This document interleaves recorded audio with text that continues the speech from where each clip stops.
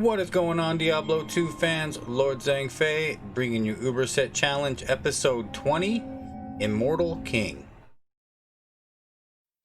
According to the Diablo lore, there were only 3 barbarians worthy enough to be named the Immortal King. Of those 3, only 2 were ever able to sit on the immortal throne alive as the King of the Barbarians. King Kenai was appointed this title, but unfortunately, his life would be cut short during the Siege of Sescheron, where King Kenai was killed by Baal and his army. Of course, Bul-Kathos was the original Immortal King. It is unknown what happened to Bul-Kathos, but ultimately he was to linger in spirit form, said to reside within Mount Ariat as the last line of defense to anyone that threatens the World Stone. The last barbarian to be worthy of the Immortal King's title was the Barbarian Waris. Before the Crusade of Rakis, the barbarians dominated the western continent of Sanctuary. At the time, the barbarian tribes were at war with each other, and Waris united the barbarians under his leadership for the first time since Bul-Kathos. It is suggested that Waris wore the Immortal Kings during his final battle, and the name Soul Cage is in reference to his spirit being trapped inside the armor. Either way, the Immortal Kings have left this realm as Nephilim, and have left behind 13 items you can find, 6 of them to be found in Diablo 2. Let's check them out. Alright, the first item is going to be Immortal King's Will, the Helm. It does do 2 to War Cries, 2 sockets, decent MF, a little bit of gold find. Next up is going to be the Immortal King Stone Crusher. The 40 increased attack speed does help, and it does get up to 40% crushing blow with 2 sockets, so that is good. Next up is the Immortal King Soul Cage. That does 2 to combat skills, and it gives you a 5% chance to cast enchant when you're hit. That's pretty cool. The Immortal King's Detail, the War Belt, 25 to strength, has some lightning and some fire resistance. Not a bad belt. The Immortal King's Forge, 20 to strength, 20 to dex, some real good bonuses. We'll get into those later. And then finally we have the Immortal King's Pillar, 40% faster run walk. That is awesome. 110 to attack rating, 44 to life. Really solid boots. Now this set is very interesting. It is, I want to say, one of the only set probably that gives out such an enormous set bonus. Almost every item on the set gets 5 additional bonuses when you wear the complete set. Basically 1 per item you stack with it. I did kind of tally all of that up so we don't have to go over them individually. The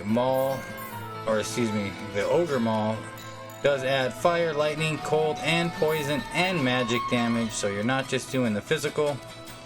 You also get 10% life stolen, 10% mana stolen, freezes target +2, 25 increased attack speed, damage reduced by 20%, 50% faster hit recovery, 40% to cold, lightning, and fire damage, +2 to masteries, +2 to combat skills, 25% better chance of getting a magical item.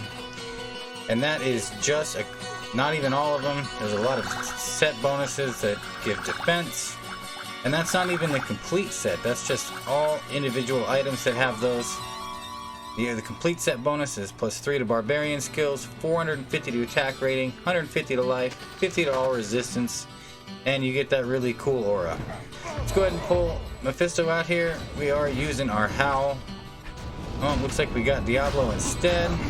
Now we are using Concentrate. I did try to do this with a Whirlwind. It did not work out so well, so we went ahead and did Concentrate. And the attack speed is very slow. We're actually only doing 1.78 attacks per second at 14 frames per attack. But with 2 burrs in one of the mauls and 1 burr and in the other, we do enough crushing blow to where we are easily able to do this. It just takes a little longer than for, say, a Frenzy Barbarian. But basically, we're just going to sit here and sledgehammer all of the Ubers, taking our sweet time.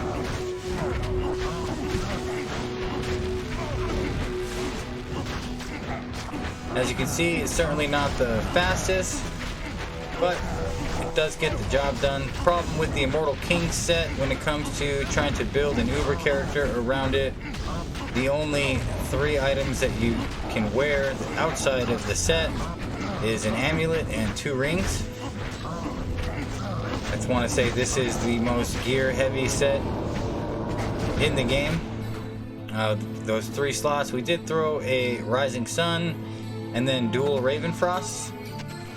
Go ahead and get Mephisto over here, hit him with that life tap. Now we did max out Mace Mastery, Concentrate, Bash. Bash is a synergy to Concentrate.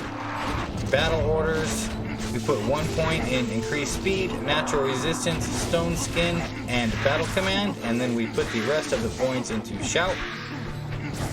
We are doing 3,947 through 7,494 damage with 21,000 attack rating.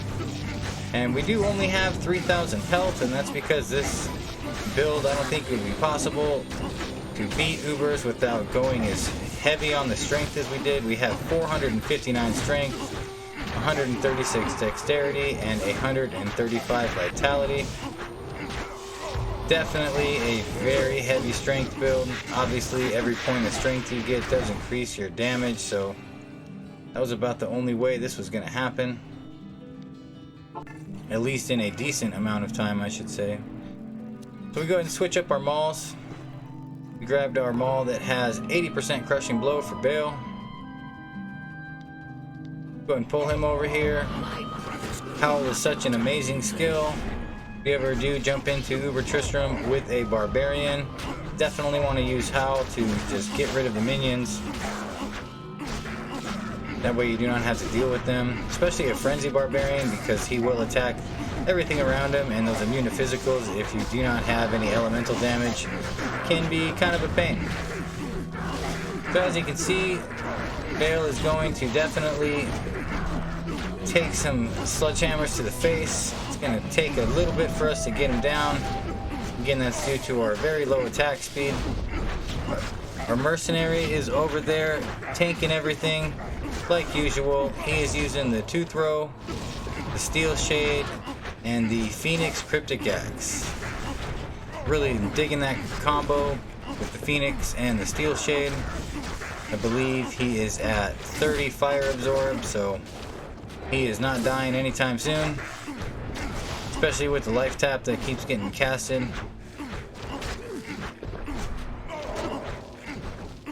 And of course that life tap is getting casted from a wand that I have on my secondary. Our faster hit recovery is at 100, so we do hit the 86 breakpoint at 4 frames for animation. I want to say that's probably some of the best in the game. 4 frames is not a lot at all, so he can get hit and then get right back to business. With Fade, he was at 35% damage reduced, but without it, he's just at the 20 that the set bonus offers. Let's go ahead and put the nail in the coffin here. Make this home over here, Bale's final resting place. There you have it. Immortal King set is an interesting set. I never really used an Ogre Maul too much,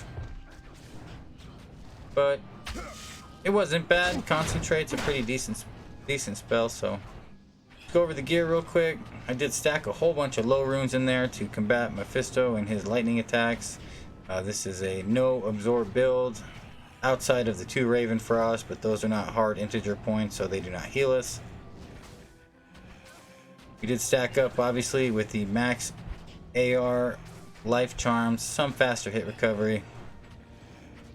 Pretty much needed to go real heavy on the damage.